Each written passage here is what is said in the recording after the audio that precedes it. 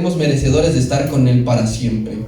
Esta mañana vamos a continuar con esta parte final de la carta Sardis. Si usted ve, nada más son 6 versículos, vamos a iniciar el número 5, eso quiere decir que nos faltará uno y medio, por así decirlo. Entonces, en 2 lecciones más, aparte de esta, vamos a concluir lo que viene siendo la carta Sardis.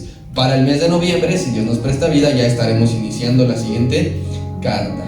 Que Dios nos hable, hermano, en esta mañana. Amén. Historia de la Iglesia de Cristo, la lección número 53, que lleva por título En el inicio de la colonización en Norteamérica.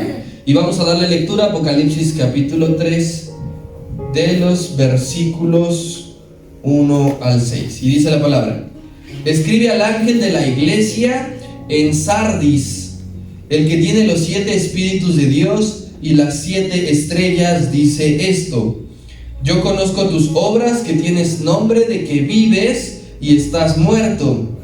Sé vigilante y afirma las otras cosas que están por morir, porque no he hallado tus obras perfectas delante de Dios. Acuérdate pues de lo que has recibido y oído, y guárdalo, y arrepiéntete, pues si no velas, vendré sobre ti como ladrón, y no sabrás a qué hora vendré sobre ti. Pero tienes unas pocas personas en Sardis que no han manchado sus vestiduras, y andarán conmigo en vestimentas blancas, porque son dignas. El que venciere será vestido de vestiduras blancas, y no borraré su nombre del libro de la vida, y confesaré su nombre delante de mi Padre y delante de sus ángeles. El que tiene oído, oiga lo que el Espíritu dice a las iglesias. Si alguien se pregunta, a lo mejor y usted en algún momento, por curiosidad, se ha preguntado ¿cómo es que el protestantismo, cómo es que el cristianismo llegó a este lado del continente? ¿Usted qué respuesta podría dar? Para empezar, ¿alguien se ha preguntado alguna vez cómo es que llegó el cristianismo? Si ya estamos viendo que únicamente la Biblia menciona que están en Asia y en Europa, ¿alguien se ha preguntado cómo es que llegó al continente americano? Nosotros, viéndolo desde un punto de vista histórico, el que el protestantismo esté aquí tiene una respuesta, ¿sí? Y tiene un sustento y tiene lógica. Así que hoy vamos a ver esta respuesta de cómo llegó a Norteamérica esta parte.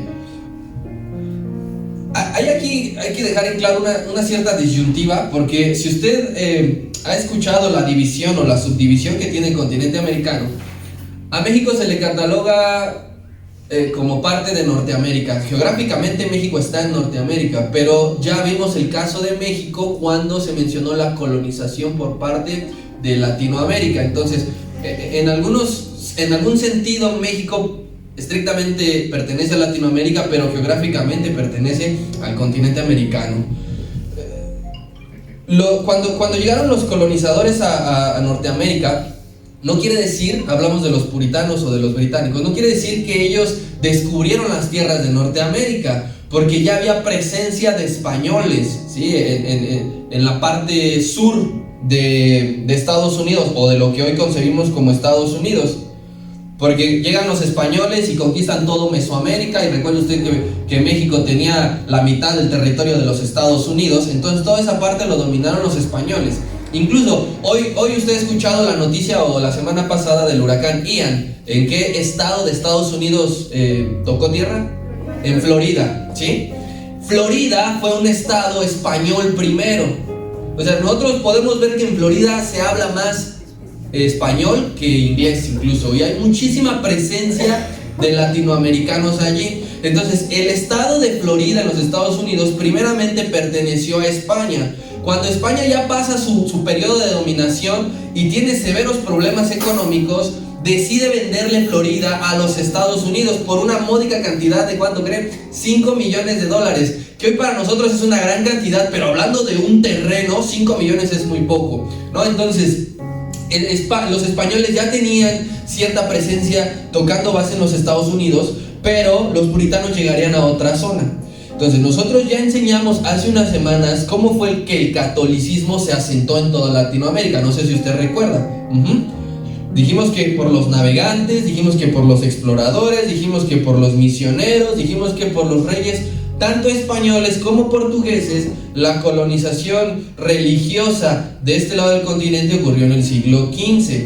Así que los asentamientos ahora serán británicos, los que veremos, por eso de Norteamérica. Y por británicos, usted no ubique nada más Inglaterra. Por británicos también son irlandeses y sobre todo escoceses. Si nosotros pudiésemos analizar en algún sentido la población de los Estados Unidos, hay una gran colonia de irlandeses, hay una gran colonia de escoceses actualmente. Si usted ve la historia religiosa de Escocia, por ejemplo, es mucho más marcada que la de Inglaterra. Entonces, por británicos no nada más se encierre por ingleses, ¿sí? Así que la colonización de Norteamérica se va a dar 100 años después que la de los españoles. Los españoles y los portugueses llegaron a finales del siglo XV, 1492, así que los británicos llegarían por finales del siglo XVI, es decir, como por 1580. ¿Y cómo es que sucede esta colonización? Bueno, primero se da por un fenómeno de migración, como bien nos decía el hermano Gustavito. No tenían ningún otro tipo de intención los británicos, simplemente migrar, es decir, cambiar, dejar su lugar de territorio y llegar a uno nuevo. Y después sí, cuando empezaron a ver las oportunidades que había, hablando en un estricto sentido de que como no estaba poblada esa zona, empezaron a llegar muchos y muchos más. Se creó un movimiento misionero, ahí sí, pero lo primero que dijeron, vamos a cambiarnos de lugar, de casa, de país, de todo, y después ya llegando aquí empezaron a hacer obra misionera. Entonces ellos se establecen en lo que usted en su clase de historia, un buen maestro de historia le tuvo que haber enseñado como las 13 colonias. ¿A quién le enseñaron las 13 colonias alguna vez? Nada más a 13, y qué malos maestros de historia tuvieron entonces. Las 13 colonias. La primera de ellas, la primer colonia de británicos cuando se asientan en los Estados Unidos, es el estado de Virginia. Yo sé que a lo mejor usted lo ha escuchado en las noticias o no sé, pero el estado de Virginia fue el primero donde llegaron los británicos. Es el mismo nombre en la actualidad que tiene ese estado, el estado de Virginia. Si usted lo busca, allí lo va a encontrar. ¿Y por qué nombraron los británicos Virginia a este estado? Bueno, en ese tiempo de los puritanos, la reina en Inglaterra se llamaba casi como la que acaba de morir. Se llamaba Isabel I, ¿sí? O sea, viene de esa misma línea, pero esta no es la segunda, sino es la primera. Y a esta reina Isabel I la conocían como la Virgen. ¿Por qué creen que la conocían como la Virgen? Porque nunca se casó. No nada más que no tuvo hijos, sino que nunca se casó. Entonces llegan los puritanos y dicen, bueno, aquí vamos a fundar. ¿Y cómo le pondremos? Pues bueno, ¿cómo le dicen a la reina? No, pues la Virgen. Entonces este estado, esta colonia se llamará Virginia. Entonces la primer colonia británica es donde se establece. Entonces los puritanos fueron los primeros grupos que salían de Europa para llegar a América, de este lado, del lado norte del hemisferio. Y en primer lugar le digo que salen para buscar paz. ¿Por qué? Porque los anglicanos allá en el Reino Unido no los dejaban en paz, no los dejaban profesar su fe, los molestaban. Entonces eso es como un motivo para que los puritanos salgan, ¿sí?, en busca de otros lugares y adorar a Dios, alejados de todas las falsas prácticas de los anglicanos. Ellos empezaron entonces ahora un movimiento con el cual ellos pudieran desarrollarse. Más o menos esta historia bíblica, ¿a usted a quién le recuerda? Que los puritanos salen de su lugar y llegan a otro para empezar a hacer una obra grande. Los apóstoles. Y Abraham, ¿no? Desde Abraham, ¿qué le dijo Dios?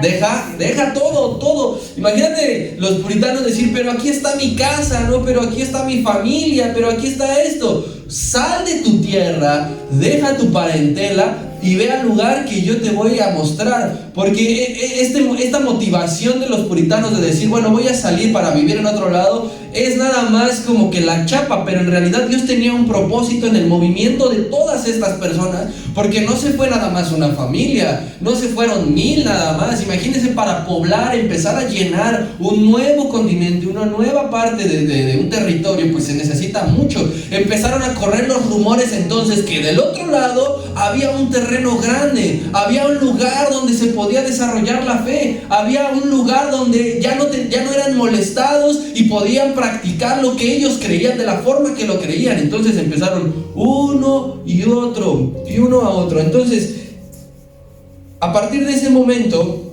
un espíritu diferente, gracias a Dios podemos decir, un espíritu diferente ya se encontraba en estas tierras. Ya no nada más iba a haber catolicismo del lado de Latinoamérica, centro y sur, sino que ahora habría protestantismo del lado norte. Se empezaría a conocer la verdad absoluta del Evangelio de Cristo. Y entonces por eso es que hoy día nosotros aquí, en este caso en México, podemos ver esta lucha actual todavía entre catolicismo y protestantismo o el evangelismo. ¿Por qué? Porque del lado norte llegaban los puritanos y del lado sur los españoles que no querían dejar. Y es una lucha que nosotros podemos ver hoy día.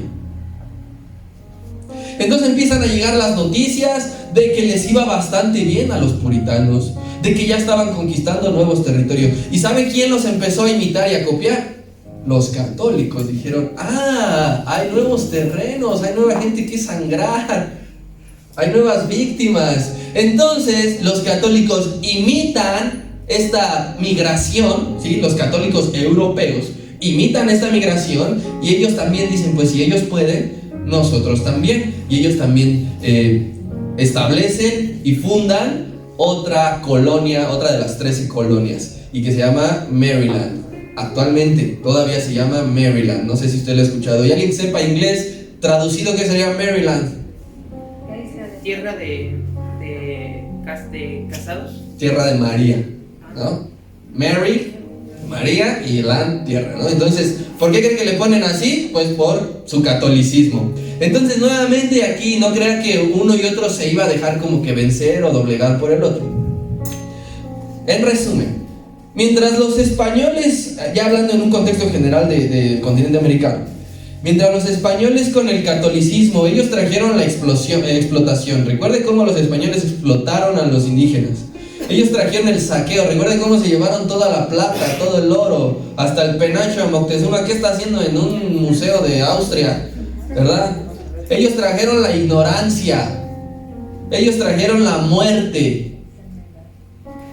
Los británicos con el protestantismo sembraron de este lado el verdadero mensaje de salvación y sembraban llevarla en paz con los indios, porque ellos en Norteamérica también había indios, estaban los pieles rojas, pero ellos la llevaban en paz. Incluso dicen varios libros que les enseñaban a sembrar, que les enseñaban a cómo producir queso, cómo producir leche, porque eran granjeros. Entonces había una armonía diferente a lo que los españoles tenían. Y todo esto producto de la doctrina. ¿Por qué? Porque a nosotros la palabra del Señor nos enseña que pidamos por el lugar donde vivamos, ¿sí? Que amemos a nuestro prójimo, que procuremos el bien. Y en el catolicismo todo lo contrario. Para poder dominar, ellos tenían que someter en base o con base a matarlos, a infundirles miedo. Entonces nosotros hoy podemos ver el resultado de uno y otro. ¿Por qué? Usted se puede preguntar, ¿por qué Latinoamérica tiene esta situación económica, social y política? ¿Y por qué los Estados Unidos y Canadá tienen esa condición económica, social y política? Tiene que ver con las raíces, tiene que ver con el inicio. Aquí le traigo una imagen para que podamos ver el resumen de esto que le acabo de decir. La de la izquierda es la Virgen, o sea, Chabelita primera. Ya cuando la vi dije, no, pues con razón es Virgen. El de en medio es el mapa de las 13 colonias. Si podemos hacer un poquito de zoom a esa parte, Tania, por favor. ¿Alcanza usted a ver dónde dice Virginia? ¿Sí? Aquí en el color morado. ¿Sí? Y Maryland, llegaron acá, ellos están más al norte. Como ven, las 13 colonias, y así empezaron a llenar. Cada colonia tiene su historia en este sentido. Y el de la derecha es un puritano que se llama Alexander Whitaker, que es, digamos, el mejor de los puritanos en cuanto a que empezó a evangelizar y llegó y se estableció y empezó a predicar. Entonces es una eminencia en cuanto en esa parte, Alexander William. Todo esto, querido hermano, tiene una explicación espiritual. Vamos a entenderla, no creo que nada más vamos a quedar con esta parte. Los versos 4 y 5 de Apocalipsis capítulo 3 hablan de una triple recompensa para los fieles. ¿Cuántas recompensas? Triple. 3, ¿sí? 3. Si usted dice, tienes una recompensa por llegar temprano, porque lo hiciste muy bien, imagínese ahora 3. Cristo, una triple recompensa. Ya vimos una la semana pasada, que son las vestiduras blancas. Hoy veremos otra, y la otra semana nuestra hermanita Carmen nos enseñará la última recompensa. Entonces, vamos a darle lectura al versículo número 5, que dice: el que venciere será vestido de vestiduras blancas, y no borraré su nombre del libro de la vida, y confesaré su nombre delante de mi Padre y delante de sus ángeles. Entonces, lo primero que hace Cristo en este versículo es reafirmar la vestimenta que aguarda a los que estén despiertos. Ya lo dijo en el verso número 4, pero lo reafirma. Es una confirmación de la primera recompensa. Pero ¿qué nos dice entonces esta parte de al que venciere será vestido de vestiduras blancas? Eso quiere decir en un sentido que ninguno que esté sucio podrá estar presente en su gloria. O sea, nosotros cuando estemos en la eternidad empezaremos a ver que todos tenemos la misma vestimenta, todos estaremos de blanco, y no llegará un momento en el que tú digas: oye, tu vestimenta está manchada, ¿cómo le hiciste para estar aquí? No habrá ningún colado, todos estaremos, pero mire, parejitos.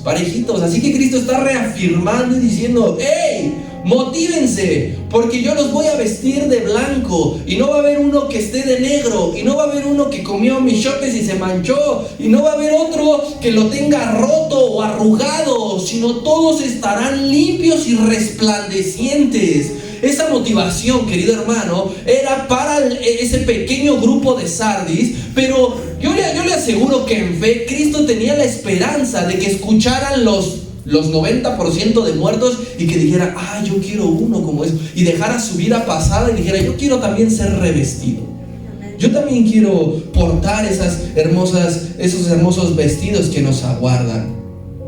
Entonces, querido hermano, hay que analizar esta parte, porque el responsable de no ensuciarse con cualquiera de las cosas de este mundo soy yo. Yo soy el responsable. El Señor ha prometido vestirte, y cuando te viste, ¿sabes quién es el responsable de no mancharse y de no cuidarse? Eres tú de cada uno. Es cada uno nosotros. Yo no puedo cuidar de usted, usted no puede cuidar de mí de no mancharme. Usted sabe que Cristo le ha revestido y entonces dice: voy a cuidar. Mire, cuando compramos la prenda, el pantalón, la chamarra, el vestido, los zapatos, los tenis, lo que usted quiera, que tanto queríamos y que tienen un alto costo, ¿los cuida? Cuando usted trae tenis blancos, que yo creo que a todos nos gusta el color blanco, y se sube al metrobús en hora pico y lo pisan, ¿siente bonito? O que los acaba de lavar, ¿verdad? Que dice: no puede ser. Y perdón. O a unos ni perdón le piden, ¿no? Entonces ya voltea y: Señor, bendice a este hombre. El responsable de no mancharse sus vestidos con toda la suciedad de este mundo soy yo. Por eso es que dice aquí, analicemos el versículo 5, el 4, desde el 4, dice: pero tienes unas pocas personas en Sardis, ¿qué dice?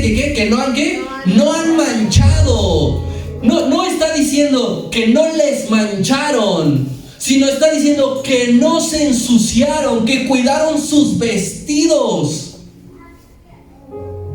Vea cómo también lo explica el apóstol Santiago. Retroceda un poco hacia su izquierda. Santiago capítulo 1, verso 27.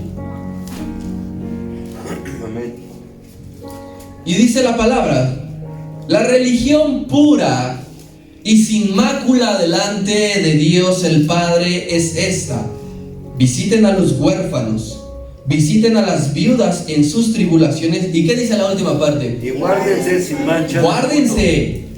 El apóstol Santiago está predicando: guárdense. No dice oren a Dios para que Él guarde intactos sus vestidos, los ponga en una burbuja, en una caja de colección y los aparte en lo más alto del ropero para que no les dé ni el aire. No.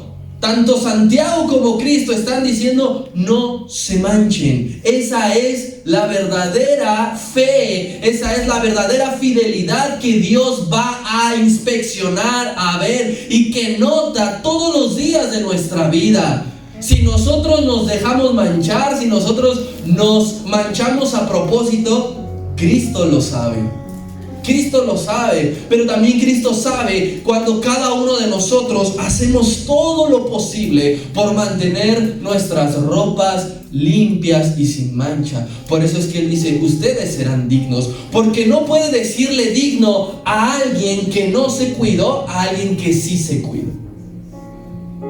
No puede mezclar a los muertos con los vivos, no puede mezclar a los dormidos con los despiertos, no puede mezclar a los limpios con los sucios. Así que el Señor está reafirmando esta recompensa, hermano. ¿A quién le gusta el color blanco? Vestir de color blanco, ¿no? Yo creo que es un color neutro, es de los famosos neutros, y pues a la mayoría nos gusta, independientemente de que se ensucie muy rápido. Pues es un color elegante, es un color combinable, lo puedes usar con cualquier cosa. Entonces el Señor está diciendo: te voy a mandar a hacer un traje a la medida, el vestido que te quede perfecto, ni la manga será más larga, ni la bastilla se te va a romper, pero cuídate. Y luego dice el versículo número 5: el que venciere será vestido de vestiduras blancas. El que venciere se refiere a el que se cuide con todas sus fuerzas, con todo su corazón, con todo su ánimo. El que venciere. ¿Eso qué es para nosotros, hermano? Es un llamado de atención de que Cristo está diciendo: cuida tu conducta. Cuida tu conducta, porque si no cuidas tu conducta, no eres un vencedor. Si no estás cuidando tu conducta, eres vencido, eres de los perdedores, eres de los derrotados. Está diciendo Cristo: cuiden su manera de vivir. Si tú quieres tener tus vestidos sin mancha, cuida la manera en cómo estás viviendo, sin que aplique ninguno de los pretextos y justificaciones que Dios no aceptará en aquel gran día. Bien, entonces ya tenemos la primera recompensa que empezó nuestro hermano Ariel hace 8 días a decirnos, que Cristo reafirma en esta parte. Pero aunado a esa promesa viene otra. Cristo suelta un dicho que asegura un lugar en las moradas eternas. No sé si tú recuerdas la palabra cuando el Señor dice: ya me voy, pero no me voy de paseo, no me voy a vaguear, no me voy a conocer, sino voy a seguir trabajando. Voy a ir a prepararles morada a cada uno de ustedes. ¿Sí? El arquitecto, como se le conoce también en la palabra, ¿qué crees? Fue a diseñar morada para cada uno de nosotros. Las medidas exactas. No creas que va a llegar el Señor y va a decir: uy, faltaron 3 millones de personas de morada, ¿y ahora cómo le hacemos? No, pues mételos todos, amigo. Cada uno de nosotros tendremos nuestra morada. Así que el Señor está diciendo que algo va a asegurar nuestro lugar en esa morada. Y continuamos leyendo el 5 y dice: y no borraré su nombre del libro de la vida. Lo que va a asegurar tu morada y tu estancia es que tu nombre esté inscrito en el libro de la vida. Otra recompensa. No solamente estarás vestido de blanco, sino que tendrás un lugar asegurado en el cielo. Amén. Cualquiera de nosotros diría: yo quiero vivir, tener una casa, ¿no? A lo mejor en el Pedregal, en Lomas de Chapultepec, donde está considerado que es el precio más alto por metro cuadrado de uso de suelo, ahí en Lomas de Chapultepec, en todo el país, allí. Pues yo quiero vivir en Santa Fe. Los cristianos decimos, aspiramos a ganarnos un lugar en las moradas eternas. Y lo que va a definir si lo ganamos o no es que aparezca tu nombre inscrito. Esta concepción o esta idea del libro de la vida, de un libro divino, querido hermano, es imitado por los hombres. El primero que trae a revelación el uso de un libro donde escribe cosas es Dios. Aquí lo vemos, porque el libro de la vida está desde la aparición del ser humano, porque todos los humanos estaremos allí, inscritos o no inscritos, ¿sí? Algunos de nosotros escribimos cosas. ¿Le gusta escribir a usted?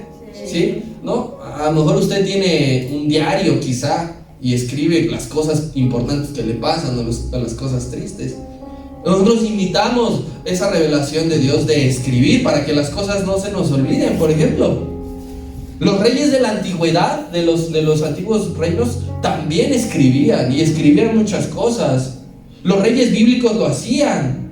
Guardaban en sus libros, escribían esas hazañas que tenían o los nombres de las personas involucradas. Usted estudie un poco de literatura antigua, por ejemplo, los griegos.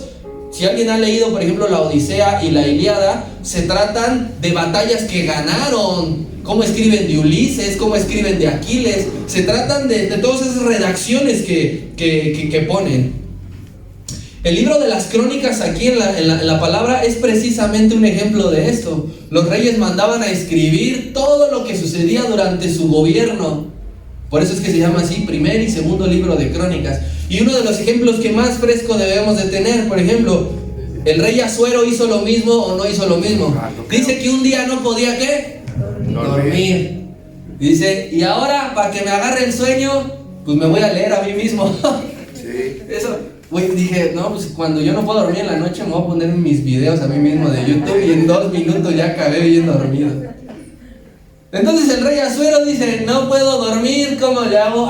Pues tráiganme un cuentito, tráiganme el libro de mis hechos. Y ahí fue cuando dice, ¿qué recompensa le dimos a Mardoqueo? Por cierto, le beneficiamos, le hicimos bien. Yo, no, pues la verdad ni gracias le diste. Entonces, esta idea, querido hermano, de escribir, de anotar, primeramente es divina de parte de Dios, pero es imitada por los seres humanos.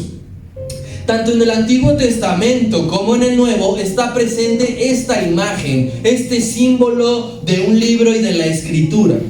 Por ejemplo, el libertador Moisés tenía él revelado desde mucho tiempo antes que lleguemos a Apocalipsis 3. Moisés tenía revelado la existencia de un libro.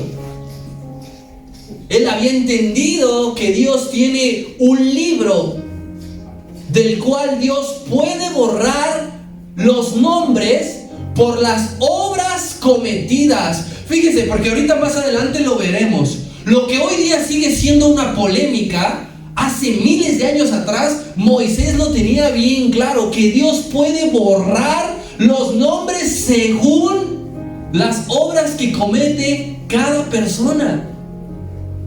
Porque ¿qué sucede? El pueblo había pecado grandemente. La palabra dice allí, gran pecado. ¿Qué sucedió? Que Moisés subió al monte para recibir la ley en las tablas, y como se había tardado, ¿cuántos días?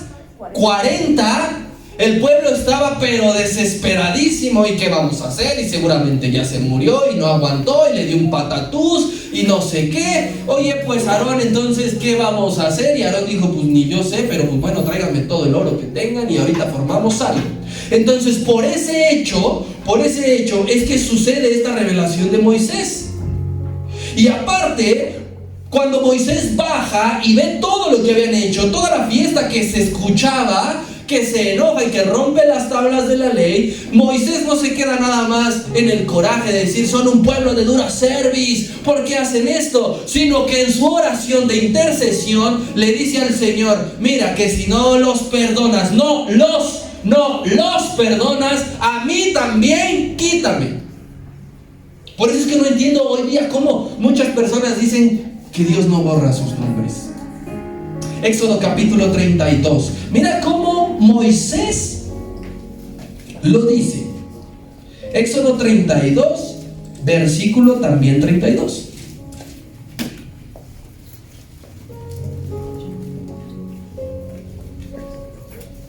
¿Llegaste? Y dice la palabra, ya tú puedes leer toda la historia, pero se trata del becerro de oro. Y el versículo 32 está orando Moisés y dice, por favor perdona ahora su pecado. No dice nuestro, no dice mí, dice perdona el pecado de todos ellos. Y si no lo vas a perdonar, Señor, por favor también a mí bórrame ahora de tu libro que has escrito. Entonces, primera similitud del libro de la vida que está hablando la carta Sardis. Moisés, miles de años, ya nos está diciendo que Dios tiene un libro de registro y que puede borrar. Alguien más, el rey David, él hacía referencia al libro de Dios por medio de ¿qué? De solicitar la victoria. Recuerda que en esos tiempos también había muchas guerras. David era un guerrero y entonces él aclamaba a esta parte del libro de Dios que lo librara de la muerte que sus enemigos lo procuraban matar, procuraban conspirar contra él con su reinado. Entonces David se refiere al libro de Dios como esta liberación. Pedía que los enemigos fueran borrados entre los que vivían, es decir, dales cuello, Señor. Pero maneja el concepto del libro de Dios. Ve a Salmos 69. Salmos 6:9.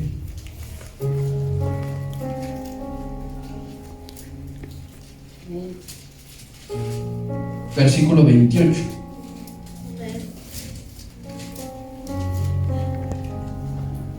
¿Y qué dice aquí la palabra? Sean raídos, o sea, arrancados, borrados del libro de los vivientes. Y todavía dice David, y no los vuelvas a inscribir, por favor.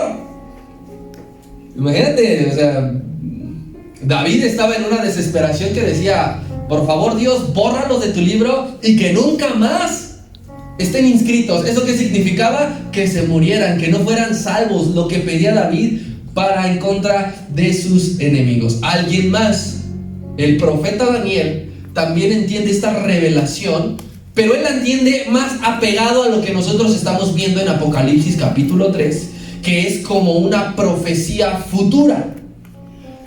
Esto sucederá durante los tiempos finales, cuando ya esté manifestado el anticristo. Recuerda que una parte del gobierno del anticristo será paz, seguridad y todo lo que la gente necesita, pero en la parte final dice la palabra que serán los peores días de la humanidad. Los que no ha habido antes, no los que ha habido después. Estos días, cuando ya esté manifestado el anticristo, estará lleno de todo lo malo. Así que igualmente el profeta Daniel le da un enfoque de salvación. Porque aquellos que estén inscritos en el libro, en ese libro divino, en ese libro celestial, serán librados de el alcance del anticristo y de la salvación de su alma. Profeta Daniel, capítulo 12.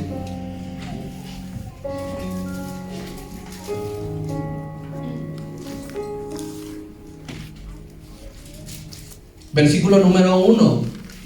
Todo el capítulo habla de los tiempos finales, pero nos quedamos con el versículo número 1, que dice: en aquel tiempo, y nos da más detalles, se levantará Miguel, el gran príncipe que estará de parte del pueblo de Dios.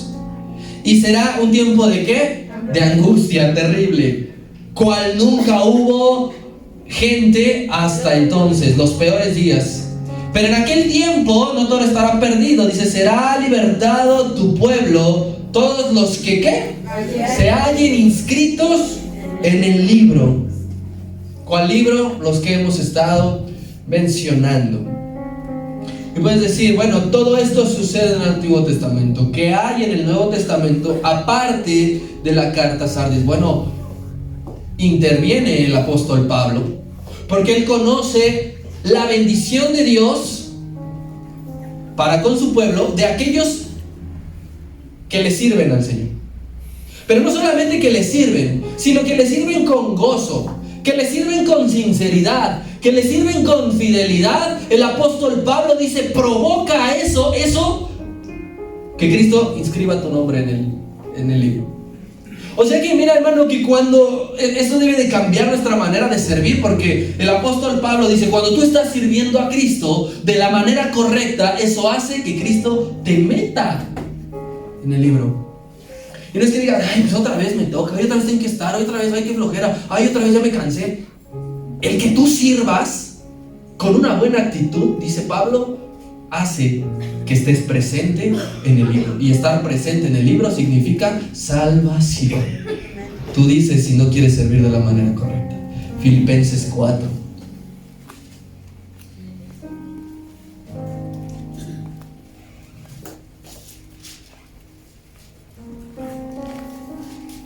Versículo 3. Y dice Pablo a los Filipos, asimismo te ruego también a ti, compañero fiel, que ayudes a estas que combatieron juntamente conmigo en el Evangelio, con Clemente también y los demás colaboradores míos, cuyos ¿qué? Nombres están inscritos. Dice, todos aquellos que combatieron conmigo, que estuvieron en las buenas, en las malas, que sirvieron, que no se echaron para atrás, que no tuvieron, no se dejaron vencer por el temor, dice, todos ellos están inscritos en el libro de la vida. Entonces un buen servicio te asegura retenerte en el libro de la vida.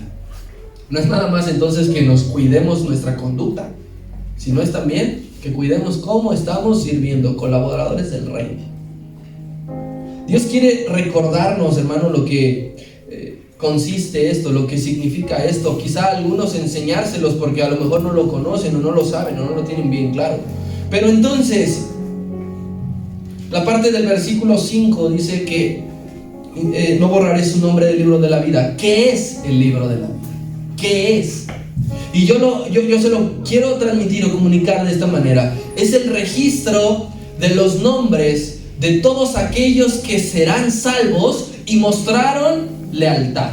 El libro de la vida es un registro de nombres, es un listado de nombres interminables. Habrá miles, habrá millones que estemos allí inscritos. Desde el primer humano de la humanidad hasta el último, de todo ese tiempo, habrá seres humanos, nombres. No importa si usted va a escuchar a Abraham, no importa si usted va a escuchar Iker Pérez, no importa si usted va a escuchar cualquiera de estos nombres, ahí van a estar. Allí van a estar.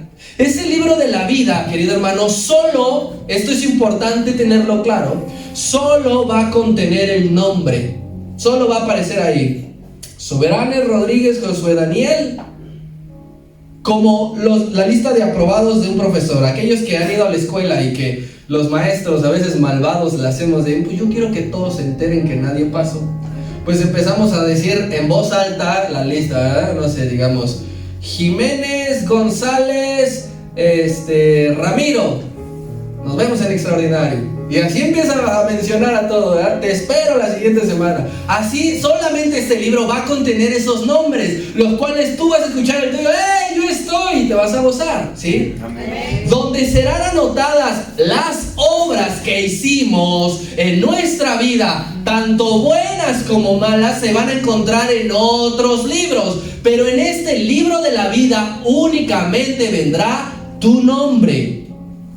En otra porción de las Escrituras, donde están anotados nuestras obras, lo llama el libro de las memorias. ¿Sí? Si tú puedes revisar en casa Malaquías capítulo 3, allí va a decir el libro de las memorias. En otra porción de las escrituras, en el Nuevo Testamento, dice que aún las intenciones van a ser reveladas allí. O sea que nada se va a escapar. Y hay muchos memes que dicen, imagínate que tus obras pasen como una conversación de WhatsApp en la cual todos estén enfrente. No sé cómo va a ser esa parte, no sé, de verdad, yo no te puedo decir nada. Si Dios nos va a llamar a un tipo confesionario y nos va a decir, mira, esto tú hiciste, y ya.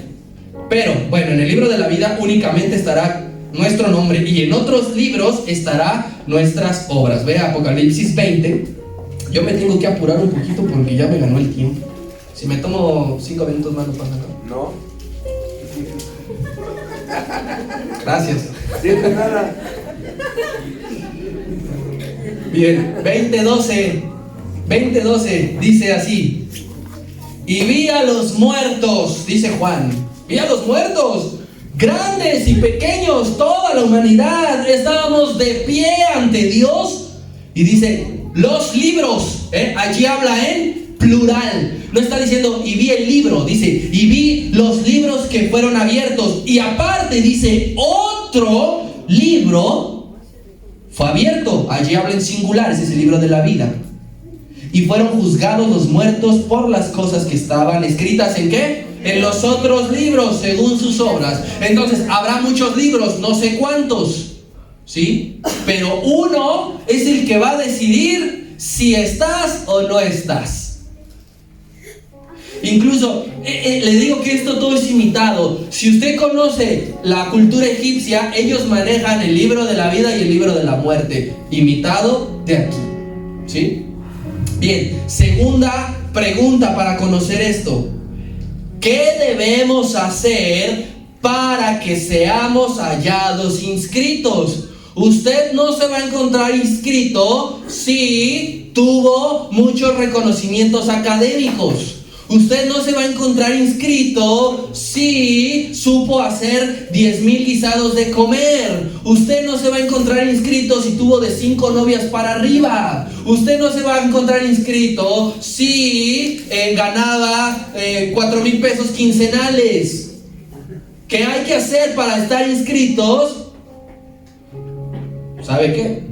Esto no consiste tampoco en una invitación como en una fiesta, ¿no? A usted le llega una invitación y te espero tal, y llegas tal, a tal día, a tal hora, en tal lugar.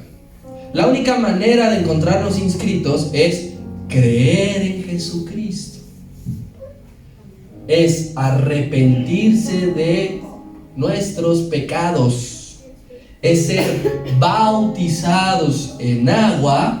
Y es convertirnos en discípulos de Cristo con una vida entregada. No hay otra forma de encontrarnos inscritos. Si usted no cree en Cristo, no va a estar. Si usted no tiene una vida entregada, no va a estar. Si usted no se ha bautizado y ha enterrado al viejo hombre, no va a estar. No va a decir, porque hay promociones luego en los gimnasios que dices, pagas y puedes invitar a una persona. O sea, no va a estar inscrito su nombre y tienes derecho a traer a alguien más. Aquí quien no crea, quien no se bautice, quien no esté convencido, quien no viva arrepentido, simplemente no va a escuchar ni encontrar su nombre. Siguiente, ¿qué sucederá entonces con los que no se hallen inscritos? Porque así como va a haber muchos inscritos en el libro de la vida, habrá muchos más que no estén inscritos. Muchos más. Y Sardis a nosotros nos debe de dar una idea, querido hermano, porque fueron muchos más los que estaban muertos a los que estaban vivos. Y cuando le preguntaron a Cristo, ¿son muchos los que se han de salvar? Yo siempre me he preguntado por qué no les dio una respuesta. Quizá porque es clara. Quizá porque, como con el joven rico, qué difícil será que un rico entre al reino de los cielos. Algo así. Bien, ¿qué sucederá entonces? No habrá forma de que suceda un error, ¿verdad? De cómo le hace luego, a ver, chécale otra vez, hijo. Yo estoy seguro que debo de estar. Dale una revisada ahí, no seas mala onda. No va a haber lugar a ese tipo de errores. Tampoco va a haber ingresos extemporáneos que digas, ya estoy aquí, señor, ¿cuánto me cobran? Mira, en la billetera traigo tanto. Así que si alguien no escucha su nombre, el destino nos lo dice Apocalipsis 20:15. ¿Qué pasará con los que no escuchen su nombre? Que le diga el ángel Miguel, ¿sabes qué? Pues mira, a ver, búscate. Como cuando, no sé, ¿no? Te quedabas en la universidad y pues decían, no, o sí, o en las becas, ¿no? Lo mismo que aparecía tu matrícula o no. Apocalipsis 20:15 dice, y el que no se halló inscrito en el libro de la vida, ¿qué dice? Que lo invitaron a retirarse, le dijeron amablemente, pues buenas tardes, con permiso, lo tomaron. ¿Y qué dice? Lo arrojaron, lo lanzaron al lago de fuego. Inmediatamente, inmediatamente, tu nombre no está, vas para afuera, hijo. En los evangelios dice que el Señor nos va a decir, apartaos. Y aquí nos dicen que nos van a dar, bueno, a los que no se encuentren inscritos. Siguiente. ¿Cuándo será esto? ¿Cuándo será la lectura de este libro? ¿Qué sucederá? Bien, el momento exacto será en lo que tú has escuchado y conoces como el día del juicio final. En ese momento será abierto el libro y se van a escuchar los miles de nombres. Allí, en el día del juicio final, todos sabrán qué deparará el destino de tu alma. No es que nos vamos a acercar con el Señor y decirle, oye, yo no lo escuché ni para bien ni para mal, ¿y yo qué va a pasar conmigo? ¿Me voy a quedar en medio? ¿Qué hago? Todos sabremos en el día del gran juicio a dónde pasaremos la eternidad. Allí mismo Apocalipsis 20, del 11 al 14. Nos adelantamos unos versículos para poder entender las preguntas anteriores, pero escucha 20:11 de Apocalipsis, dice, y vi un gran trono blanco, y al que estaba sentado en él, delante del cual huyeron la tierra y el cielo, y ningún lugar se encontró para ellos. Y entonces vi a los muertos, grandes, pequeños, de pie ante Dios, y los libros fueron abiertos, y otro libro abierto, el cual es el libro de la vida, y fueron juzgados los muertos por las cosas que estaban inscritas allí según sus obras. Y el mar entregó sus muertos, los que había en él, y la muerte y el Hades entregaron lo que tenían, y fueron juzgados cada uno según sus obras. Y la muerte y el Hades fueron lanzados al lago de fuego. Esta será la muerte segunda. Todo esto va a ocurrir en el día del gran juicio final, lo último de lo último. ¿Y por qué dice, y el mar entregó sus muertos? Muchas personas han muerto ahogadas y necesitan ser juzgadas. Así que aquí dice la palabra que el cielo y la tierra huyen delante de Dios. Así que Cristo les va a decir al mar, entrégame lo que tienes allí, porque necesitan escuchar si su nombre está o no está. Siguiente pregunta, y este es para que a nosotros nos quede claro y para que estemos convencidos. ¿Se puede borrar mi nombre de este libro? ¿Se puede borrar mi nombre de este libro? Esto ha sido todo un tema de debate, man. Y lo es actualmente aún.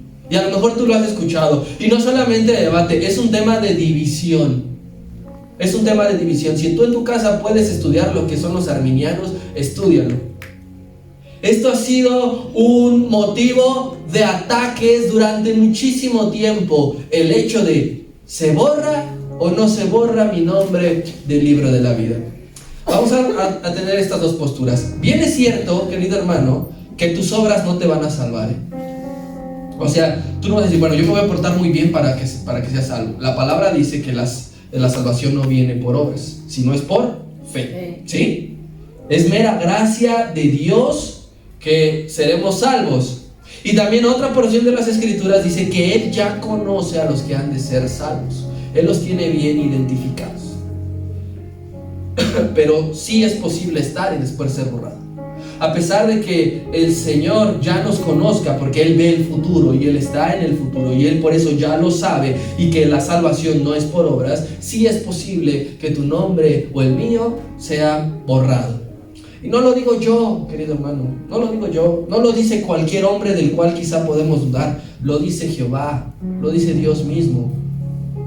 Éxodo 32, 33, y con este ya van pasando mis hermanos, por favor. Éxodo 32, 33. No estoy ahorita, estoy chambeando. Bien, Éxodo 32, 33 dice: y Jehová le respondió a Moisés. Dice: Jehová le respondió a Moisés: al que pecare contra mí, a este, ¿qué dice? Yo raeré ¿de qué? De mi libro. Al que pecare, yo lo puedo arrancar. Y tenemos que ser tú y yo honestos para poder entender que podemos pecar en cualquier momento, ¿sí o no? Entonces, ¿en cualquier momento se puede borrar nuestro nombre, sí o no? ¿Sí? O sea, borrar, así como dijimos que tu nombre esté inscrito significa que estés salvo, el borrar tu nombre significa que no serías salvo. Es una tremenda recompensa, querido hermano, que el Señor ponga tu nombre entre los salvos. Tu nombre. Vuelvo al ejemplo, cuando el gobierno da becas, a la mayoría no les da. Pero cuando tienes, te pones contento, estás feliz, ¿sí? Algo será así. Cuando escuches tu nombre y veas tu nombre entre los salvos, van a decir: gloria a Dios, gloria a Dios, porque Él me ha inscrito, porque Él me ha puesto. No fui yo, fue Él. A todas las iglesias, hermano, del Apocalipsis se les ha dicho exactamente lo mismo, escrito con diferentes palabras, pero al fin y al cabo les ha dicho que a las esforzadas, a las que no han hecho mal, serán salvas, estarán con Él. ¿Sabes una cosa? ¿Por qué a pesar de tanto error en Sardis,